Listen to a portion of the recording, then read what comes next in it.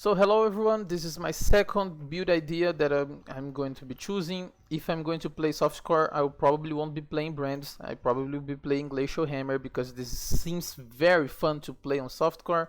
And I'll obviously go the softcore ascendancy Berserker because this you can't play this on hardcore, and I don't know if I will take Aspect of Carnage. I'm thinking about it because I think it's okay because we'll be freezing most of the stuff on the screen anyway. That doesn't really matter if you go for this. We have to get Warbringer so we can keep up our rage on boss fights that has lots of phases like Cyrus or something like that. But if you're just mapping, you can get Flower Savagery and there's no problem there, right? So what's the strategy of the build? So we get lots of crit, we get lots of block with staffs and crit with staff as well. So block, no, this doesn't give block, right? This gives knockback, but block here, block here, block here, and block here. We have like almost 10,000 armor with this. So that's pretty good to try to avoid the downside of Aspect of Carnage. The only thing that makes me very sad is the degen, right? So one thing I'm thinking about doing is dropping some life nodes here and getting this regen to try to compensate for the life regen here. I don't think will be necessary because another thing that I might be doing, I don't even know yet, is getting Pain River early on to help fix this mana problem, because as a cold attack build, it's going to be pretty hard to get mana leech. So this will help us early on and we won't be needing to worry about our degen, right? But there's some other ways for you to get cold leech. One thing you can do is you can get like conversion. You see this? You can get conversion on your gloves, and then you can get mana leech via anoint. But if you do that, you will be dropping the strike.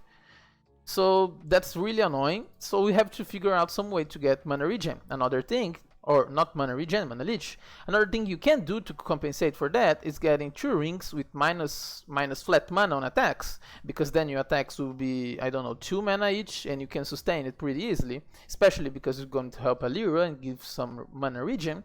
So that's also an option, and it's the better option in my opinion. I will probably be doing that. But there's a lot of things that we have to see yet.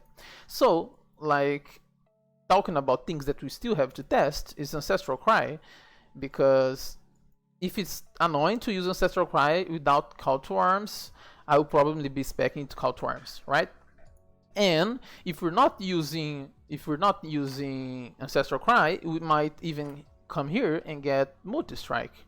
I don't even know which Multi-Strike gives more damage. I think it's on Fortify, but I will probably won't be swapping Multi-Strike for Fortify. I mean, no way, right? Fortify just makes you a lot more tanky. We'll be using Hypothermia, which is pretty good. It's pretty good to use this on the freeze based skill. We can go a lot of freezier things, but we probably need to have like gear to freeze high-end bosses, and I don't know if this is really the way. Early on, of course, we're gonna be using Melee Splash, Ancestral Cry, but with Ancestral Call, I'm sorry, with Ancestral Cry here and Call to Arms early on while leveling, I think it's okay, right? So let me show you the leveling tree. This is the leveling tree. I just have to get this early on here, and this is what I'm gonna go with.